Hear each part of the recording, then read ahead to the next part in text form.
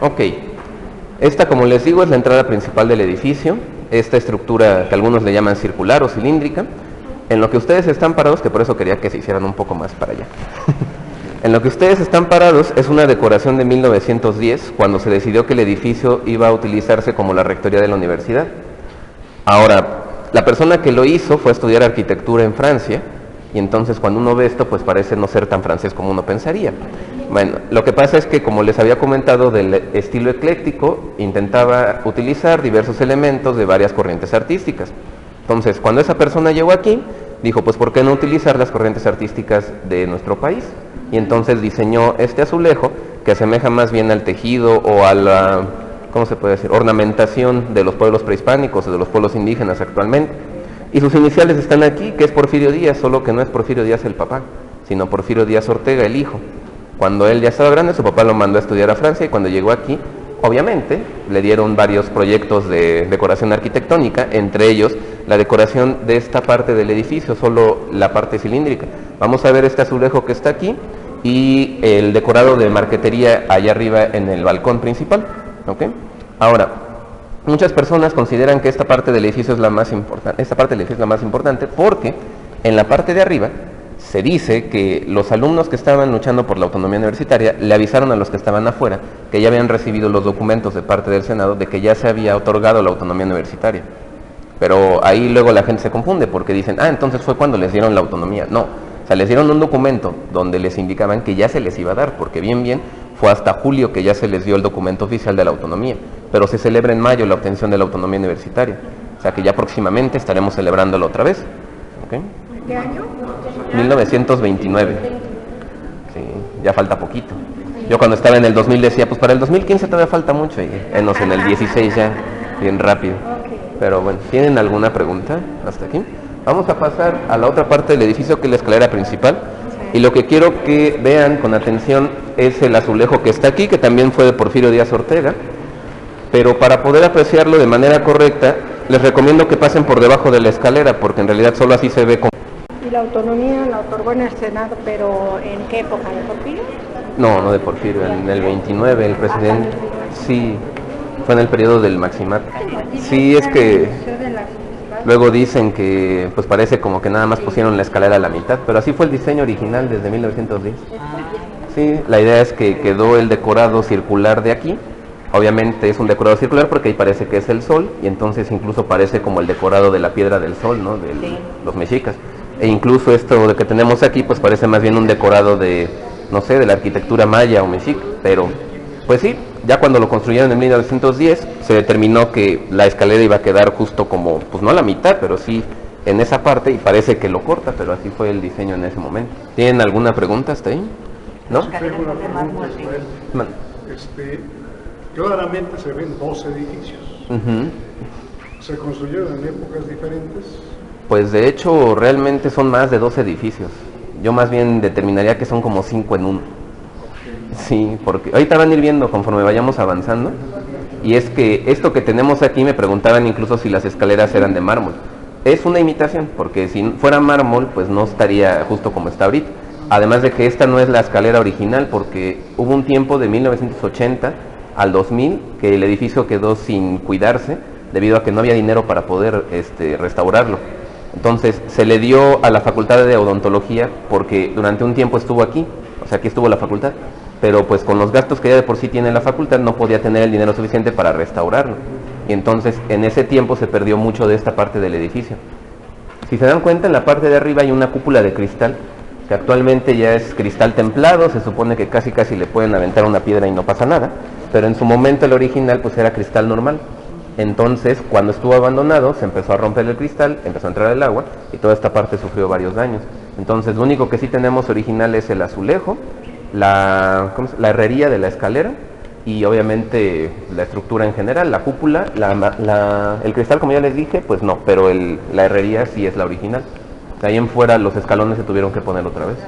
La cúpula, como ya se los mencioné, también es de 1910, solo que la placa que ustedes tienen ahí de madera, obviamente no es de ese entonces. Tenemos ahí la fecha de 23 de mayo de 1929. Si algunos de ustedes saben la historia de la autonomía universitaria, ese día hubo un mitin en la Plaza de Santo Domingo, la que está aquí atrás, y hubo una represión por parte de policías y bomberos en contra de los estudiantes. Fue en ese momento en que pensaron tanto autoridades como estudiantes que el conflicto de la huelga universitaria se iba a ir a niveles un poco más elevados, pero en ese momento se llegó a un acuerdo con el Senado y fue ese día cuando se les hizo llegar el documento del que les hablaba. Entonces, actualmente se celebra el 23 de mayo siempre la obtención de la autonomía universitaria. Ya como les decía, pues pronto estaremos en el centenario, si es que todavía nos alcanzamos todos. Bueno, ¿tienen alguna duda hasta aquí? ¿No? Bueno, entonces vamos a subir, solo que les comento que aquí en la Ciudad de México, justo la original Ciudad de México, es decir, el centro histórico, hay muchos niveles de hundimiento porque aquí antes estaba el lago de Texcoco. Entonces, lo que nos comentan los arquitectos es que en esta parte del edificio, o sea, si tomamos en cuenta solo la estructura circular, hay un cambio en el nivel de hundimiento. Entonces, cuando suban se van a dar cuenta ya en los últimos escalones de las escaleras que el cambio es evidente, o sea, parece como que nos vamos a caer, está muy inclinado. Y de hecho, pues sí hay manera de solucionarlo, pero pues obviamente se tiene que ir haciendo poco a poco, es parte del mantenimiento que necesita recibir el edificio. Esto que tenemos es lo que les comentaba del diseño de marquetería de Porfirio Díaz Ortega también. Aparte de que se ve bonito, la madera que él utilizó no es nada sencilla de conseguir, solo se obtiene en los bosques tropicales, es decir, en selvas. A la fecha nadie me ha podido decir exactamente de dónde la trajeron, pero saben que es una madera llamada tzalam. Así de rara como suena, pues como les digo, solo se obtiene en esos lugares. Y todo lo que ustedes ven aquí, en el 98% es el original de 1910. Anteriormente no dejábamos pasar a nadie aquí, precisamente porque el mantenimiento es bastante costoso. En el momento en que esto se dejó abandonado en la década de los 80 del siglo XX, hubo unos pequeños problemas, no tapiaron bien las ventanas y entonces empezó a meterse el agua. Entonces solo una franja que está por esta zona donde yo estoy parado fue la que se deterioró. Todo lo demás es original de esa fecha, de 1910, a la cual se le debe dar su mantenimiento de igual forma. Ahora, a mis espaldas se encuentra el Templo Mayor. Este lugar les gusta mucho a las personas precisamente por la vista que ofrece. Y no tenemos ningún problema si observamos, si vemos, ni nada. Lo único que no nos permite el INAH, por cuestiones de derechos, es con una cámara profesional intentar tomar desde aquí hacia allá. Eso no es lo que se permite, pero de ahí en fuera ustedes pueden tomar con el celular las fotos que quieran. ¿Sí? Como les decía, esta es la parte más importante o la que consideran más importante del edificio, porque de aquí fue donde los estudiantes que estaban adentro le dieron a conocer a los que esperaban afuera del edificio que ya se había obtenido la autonomía universitaria. Y hay una foto que hasta está circulando en internet donde está la bandera rojinegra colgada del balcón, justo en ese momento cuando ya se les está comentando a los estudiantes que se obtuvo la autonomía. Ese es un movimiento que empezó en 1929, porque antes, hace muchos años, los estudios universitarios, o sea, las materias, las asignaturas no eran por semestre, sino por año. Entonces yo me podía inscribir a la materia, nada más fíjense, y yo podía faltar todo el año a la materia sin ningún problema. Al final yo podía aprobarla si es que me enfrentaba a un examen oral frente a 3 sinodales, y si yo lo pasaba, entonces no había problema, me asentaban 10, 9, 8, lo que hubiera obtenido en ese examen. Pero a principios de ese año, del 29, como la universidad dependía de la institución de instrucción pública, que sería después la SEP, la institución designó que ya no se iba a poder aprobar una materia por ese método. Entonces los estudiantes de Derecho empezaron la huelga, pero justo como a los 3 días de que habían empezado, hubo una represión también en un meeting que estaban realizando en las calles del centro histórico. Después se les unió la escuela de enfermería, después se les unió las de medicina y así sucesivamente. Cuando vieron, pues toda la universidad ya estaba en la misma huelga y fue lo que derivó en la obtención de la autonomía. Ya en ese momento fue cuando se les comentó que sí se les daba la autonomía, pero que debían entender que era autónoma nada más en cuanto a cómo se iba a administrar los recursos y cómo iban a contratar a las personas y determinar cuáles eran los temarios y las maneras de evaluar en cada una de las asignaturas. Pero solo en eso, porque al fin y al cabo no puede ser autónoma una institución que todavía sigue recibiendo recursos del Estado. Entonces lo único que les decían es, les estamos entregando esta gran responsabilidad, porque de ahora en adelante ustedes van a ser las personas que administran la universidad, pero recuerden que pues aún así dependen del Estado. Antes de las sillas, lo que tenemos aquí arriba es una decoración igual de un estilo de Art Nouveau, que si lo vemos con atención vamos a ver que en uno de esos medallones hay varias alusiones a la vida académica. En esos vemos un globo terráqueo, un compás, un tintero, una pluma, etc. Y es que esa decoración se hizo también en 1890, cuando esto se convirtió en la Escuela Nacional de Maestros. Esto se conserva desde ese entonces, de las pocas partes donde se conservó el decorado del techo. En otros lugares del palacio también había un decorado similar, pero pues, el deterioro hizo que ya no se pudieran conservar. Esto que tengo yo aquí son unas sillas que pues no lo parece, pero son del siglo XVII, de 1600 aproximadamente.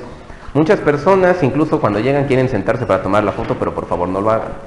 La idea aquí es que estas sillas se encuentran en el Palacio de la Autonomía porque hay muchas cosas de la Real y Pontificia Universidad de México que vinieron a parar aquí, por motivos que ahorita voy a explicar. Pero bueno, la Real y Pontificia Universidad, ya cuando se estableció de manera correcta, se encontraba en la parte que ahora conocemos como la Suprema Corte de Justicia, que es en Corregidora. Ahí antes había una plaza que se llamaba Plaza El Volador, y justo al lado, ahí estaba la Real y Pontificia Universidad de México. Su capilla era muy importante, era muy grande, muy bonita, pero llegó un momento en el que justo cierra y una persona que ahorita vamos a ver, Leopoldo Batres, determinaron que el edificio se estaba cayendo a pedazos y que entonces había que derrumbarlo porque si no iba a estar, ¿cómo se puede decir? Iba a provocar un peligro para los estudiantes de música, porque durante ese momento, en 1890, ese lugar se utilizaba como la Escuela Nacional de Música. Entonces, tiraron el edificio, se perdieron, o bueno, se supone que se perdieron las cosas y después vinieron a aparecer mágicamente aquí. Ahorita van a entender por qué. Esto era la sillería que se encontraba en la capilla de la Real y Pontificia Universidad de México. Y ya después de mucho tiempo vino a dar aquí, al igual que muchas de las cosas que van a ver en el Salón Paraninfo. Ahora bien, este lugar que tenemos aquí era la antesala, entonces cualquier persona importante que fuera a participar en un evento del Salón Paraninfo tenía que esperar aquí hasta que lo hicieran pasar. Esta era nada más la sala de espera. ¿Tienen alguna duda? Paraninfo es una palabra muy difícil de explicar, pero lo que significaba originalmente en griego era como el padrino, es decir, el que está junto a la esposa, o sea, la novia más bien, la que se va a casar. Entonces ya después utilizaron esa palabra para decir que el Salón Paraninfo era el que apadrinaba el inicio de cursos. Y de ahí, pues, cualquier institución que tuviera un Salón Paraninfo se entendía que ese lugar era donde se realizaban las ceremonias más importantes de dicha institución, porque apadrinaba ese inicio de cursos o el fin de cursos o el inicio de uno u otro evento importante. Este fue el salón más importante de la universidad desde 1910 y durante un tiempo obviamente no se le tomó en cuenta. Ya actualmente se utiliza en otros lugares para esos eventos importantes, aunque últimamente han venido a rescatar este lugar. Lo que tenemos aquí atrás de mí es una estructura de madera que, si ustedes se dan cuenta, no parece ser construida en 1910. Incluso si ya están acostumbrados a este tipo de estructuras, pues parece más bien ser el retablo de una capilla, solo que estamos acostumbrados a que el retablo de una capilla sea dorado.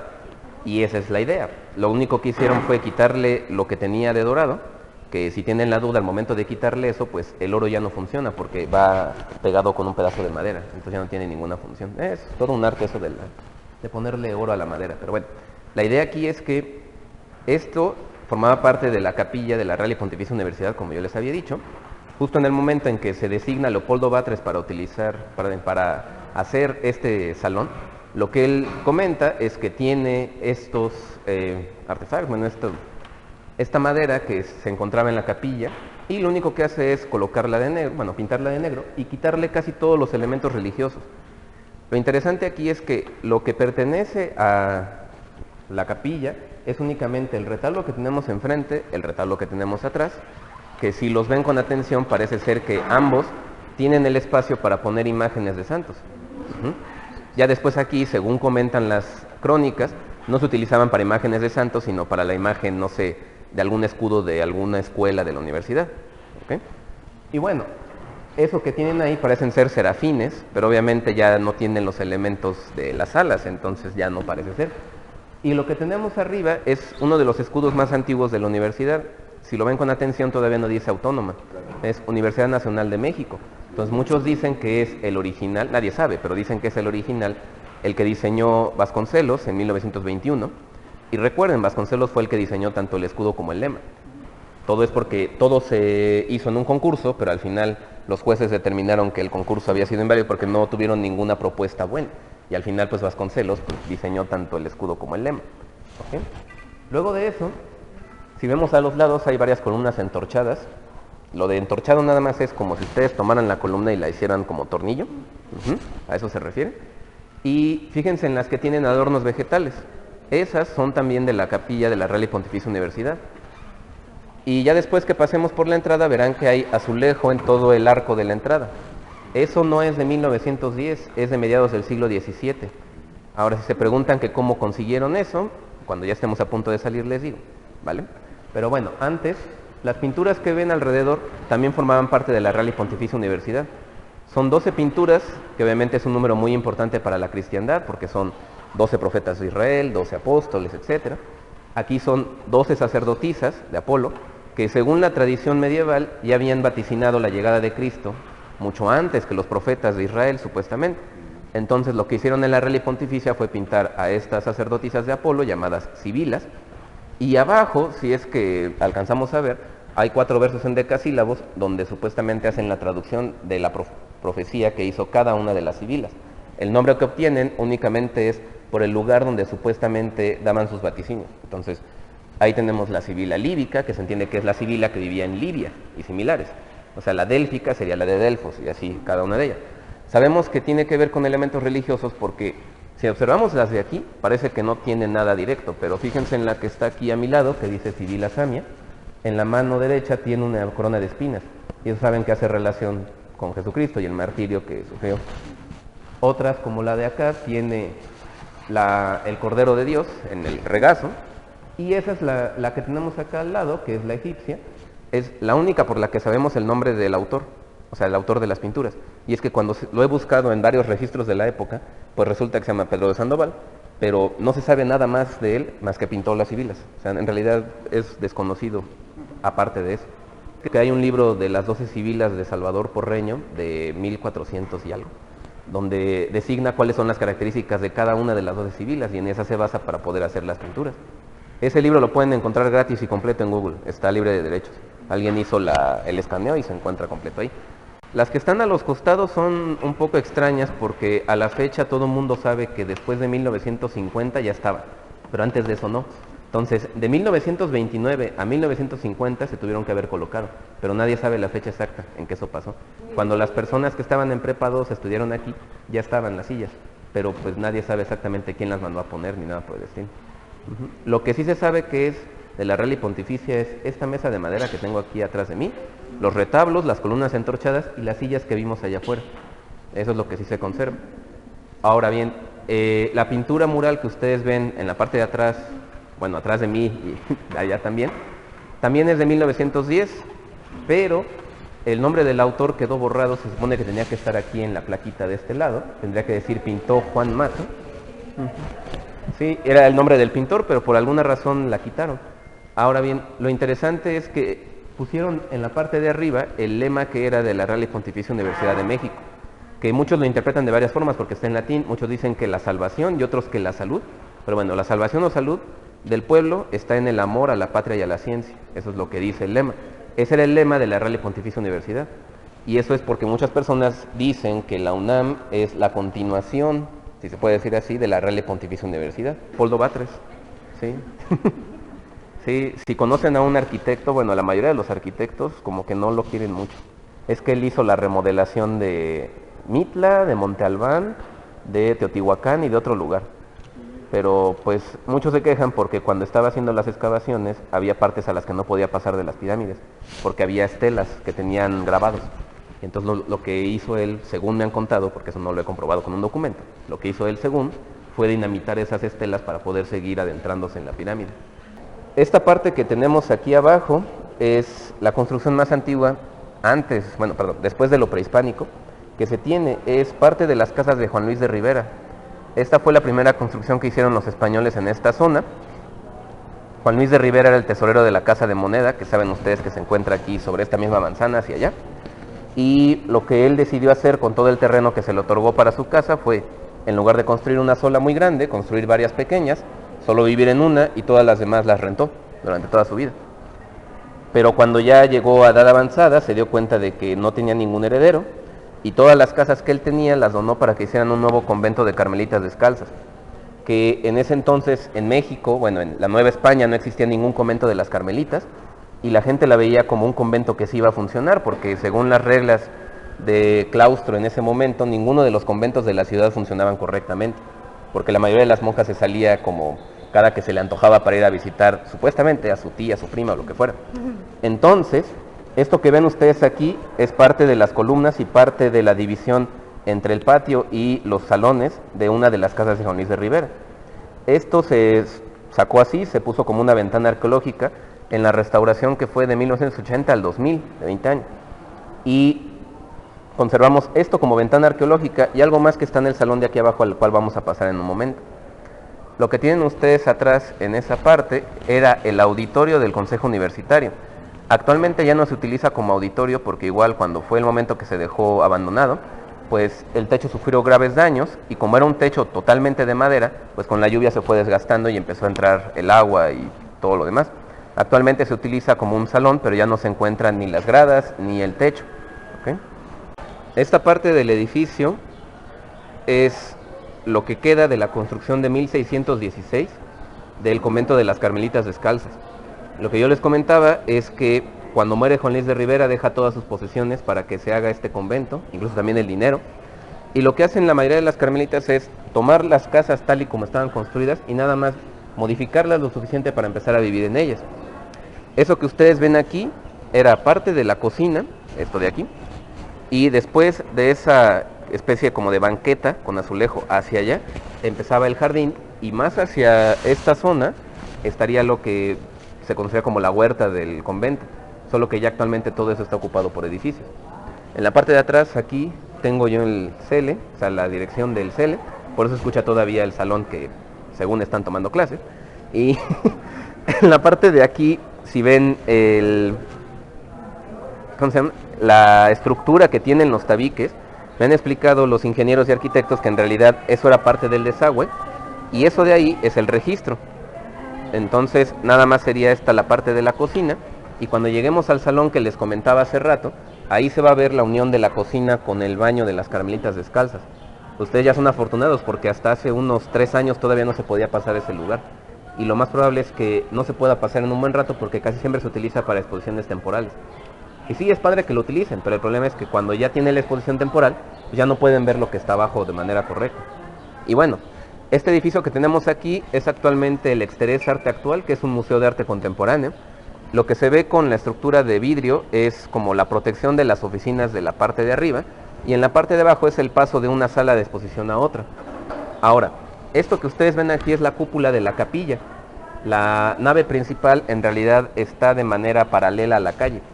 De hecho, ustedes siempre que vean una iglesia cuya nave principal es paralela a la calle, saben que entonces eso es un claustro. Porque de esa manera las monjas podían tomar misa sin que la gente las viera. Es decir, estas dos puertas que ustedes ven aquí, una arriba de otra, son la entrada respectivamente al coro bajo y al coro alto de la iglesia. Entonces, lo que nosotros tenemos aquí, este edificio, era el convento. Y las monjas lo que debían hacer para poder entrar a los coros nada más era pasar por ahí, sin necesidad de entrar a la iglesia. Y de esa manera podían tomar misa sin que las vieran. Porque cuando una monja ya entra como monja bien, se supone que en realidad lo que está haciendo es casarse con Cristo. Y como se casa con Cristo, solo él puede verla de manera total, como hombre.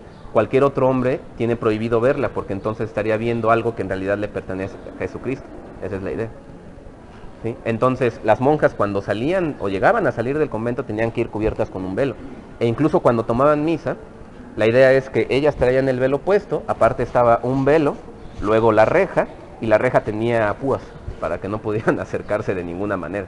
Sí, era una cosa bastante interesante. Bueno, esta cúpula, como les decía hace rato, fue una obra maestra del siglo XVIII de Lorenzo de la Hidalga, porque antes de esto había otra cúpula en esta iglesia, solo que en un terremoto se cayó y terminó destrozando la cúpula tanto por dentro como por fuera.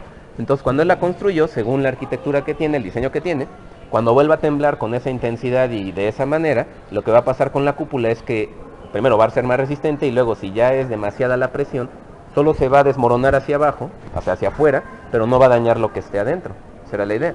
Y los vitrales de hecho son muy bonitos, yo se los recomiendo mucho, solo que para poder verlos bien, pues obviamente tienen que entrar al museo, pasan a la parte de la capilla y ahí los pueden apreciar sin mayor problema. ¿Okay? También fuera todo lo que ustedes ven es de esa construcción de 1616 de las monjas, pero en 1724, la que era la monja superiora del convento, era también la hija del capitán Esteban Molina de Mosquera. Para que entiendan cómo funciona esto, en ese momento el virreinato se fue dividiendo en capitanías. que nosotros lo entenderíamos más bien como estados, o sea, lo que ahora vemos en la división de estados, más o menos, y cuando el capitán Esteban Molina de Mosquera murió, pues solo tenía como descendiente a su hija. Y también es un detalle ahí de esto del voto de pobreza. Se supone que si alguien le regala algo a una monja, o la monja obtiene algún dinero de cualquier forma, eso ya no le pertenece a ella, le pertenece al convento.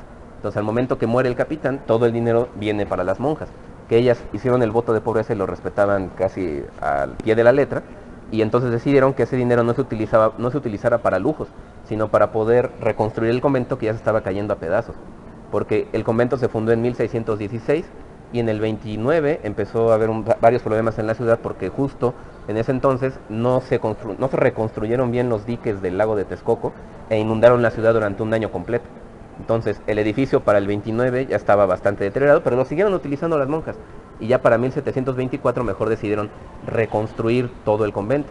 Entonces la mayoría de las cosas que nosotros tenemos del siglo XVIII en partes de la construcción que ahora vemos son de esa construcción de las monjas de 1724.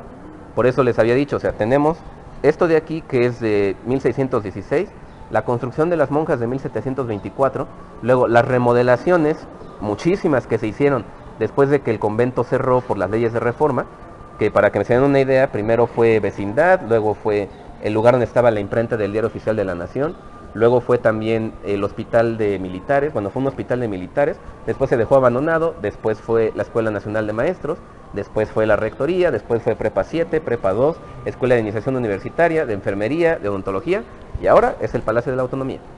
Entonces, por eso yo les comentaba que en realidad ha tenido muchísimas restauraciones. Como la última restauración fue en el 2000, pues por eso muchos dicen, es que se ve muy nuevo el edificio, pues porque la última restauración total que tuvo fue en el 2000, pues por eso lo vemos así. Me preguntaban desde hace rato que de dónde eran estos vitrales, y sí, son de 1910, pero para la época son muy raros estos vitrales, porque en ese entonces, cuando alguien hacía este tipo de arte, lo que pasaba era que en una esquina o en uno de los vitrales muy pequeñitos, se ponía el nombre del diseñador, bueno, del artista, o el nombre del taller, porque a veces no era una sola persona, sino varios que estaban haciendo todo esto. El problema está en que ya se buscó por todos lados y ninguno de estos tiene ninguna marca de ese estilo.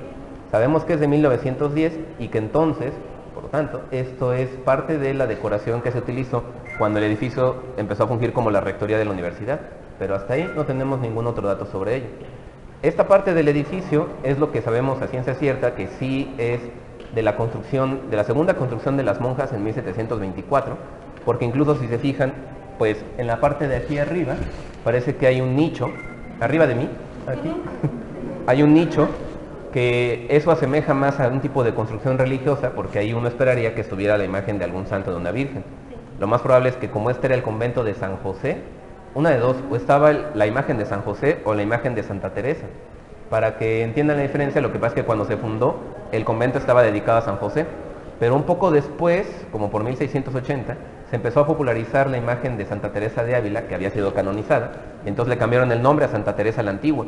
Si ustedes van hacia la Plaza Loreto aquí en el centro, no allá en San Ángel, hacia Plaza Loreto, van a ver que ahí todavía existe y funciona como iglesia Santa Teresa, pero esa Santa Teresa la Nueva, porque llegó un punto en que tantas mujeres querían entrar a este convento que decidieron hacer como otra sede de monjas carmelitas. Cuando los dos conventos cerraron por las leyes de reforma, las monjas empezaron a ir de un lugar a otro, pero actualmente, si en algún momento ustedes quieren saber, las de Santa Teresa la Antigua se encuentran en Avenida Aztecas, pero no Avenida Aztecas de Santo Domingo ahí por Coyoacán, no, Avenida Aztecas de la Magdalena Contreras, que es ya casi llegando a la subida de los Dinamos. Y las otras monjas se encuentran en San Ángel, en una calle que siempre olvido el nombre porque es un nombre en náhuatl y está muy largo, pero bueno, la idea es que ahí pueden encontrar todavía a esas monjas, o sea, todavía siguen funcionando esos conventos, pero obviamente ya no se encuentran aquí. Esto que tenemos aquí es conocido actualmente como Salón de Vestigios, y en su momento, si toman en cuenta esta parte de aquí, es como la división entre de aquí a mi izquierda, parte de la cocina, y de aquí a mi derecha, parte del baño. ¿Okay? Ahora, si ven esta estructura que está a la mitad como una especie de tubo, se podría decir, hecho con ladrillos, bueno, lo que pasa es que por ahí de 1850 y algo, se determinó que ya la ciudad merecía un drenaje, entonces se empezó a hacer el drenaje a lo largo de toda la ciudad, pero sin importar qué había abajo. Entonces, lo que hicieron fue pues taladrar, si se puede decir así, toda esta parte del edificio y sigue el drenaje. Actualmente ya no se ocupa, pero pues también se conservó esto como parte del drenaje. Entonces, todo esto es parte de la cocina, que todavía tiene los azulejos de Talavera, y parte del baño de las Carmelitas Descalzas. Cuando la mayoría de la gente ve esto, dicen, pues entonces como tenían baño, pues eran muy higiénicas. No, lo que pasa es que cuando se analiza cuáles eran cuál era la cultura de higiene en ese momento, pues surgen unas cosas bien extrañas. Cuando Cortés mandó a hacer las casas, porque él las mandó a hacer, los planos de las casas de la Ciudad de México, cuando uno los ve, en ninguna casa está determinado un baño, ni siquiera una letrina, porque pues no era necesario. Ya para cuando se hizo el convento de las Carmelitas, en ese entonces ya había un baño en la ciudad, que se encontraba, más o menos por lo que actualmente es el Café de Tacuba. Si lo ubican, ¿no? Ahí cerca del Munal. Ahí se encontraba el único baño, que había que pagar una cantidad similar a 500 pesos para ir a bañarse, ¿no? Y solo había un baño para toda la ciudad. Pero cada convento debía tener su propio baño porque las monjas no podían salir. Y ahora, si se preguntan cada cuánto se bañaban, pues si se bañaban una vez al año ya lo habían hecho. Porque la idea era que en ese entonces bañarse implicaba un riesgo para la salud. Según las personas, al momento de quitar la capa protectora de la piel, uno la dejaba expuesta a las inclemencias del tiempo. Entonces, incluso cuando se iban a bañar en ese baño de Tacuba, lo que hacían era meterse una tina con agua tibia, les pasaban ungüentos, que ungüento es más fácil definirlo como cremas o más bien grasas, como pomadas grasosas, y se las untaban, y obviamente no se tallaban con un zacate porque eso implicaba también raspar la piel. Entonces se tallaban con una esponja nada más como para aromatizar eso que estaba encima de la piel, ¿vale? Entonces ellas se bañaban únicamente una vez al año, e incluso su voto de pobreza incluía que, de preferencia, una monja carmelita tenía que morir exactamente con la misma ropa que había vestido al momento de ordenarse, de preferencia, porque de esa manera no estaba gastando en más ropa, y eso era también seguir el voto de pobreza. Se encontraba el baño aquí, pero solo porque en algún momento especial, en alguna ceremonia especial, se iba a necesitar para que todas las monjas se bañaran. Y no era un momento como de diversión, era un momento bastante peligroso según su concepción, porque se podían enfermar. Esa era la idea. Y ahí viene eso de que es que huele a convento. Sí, lo dicen así. Mira.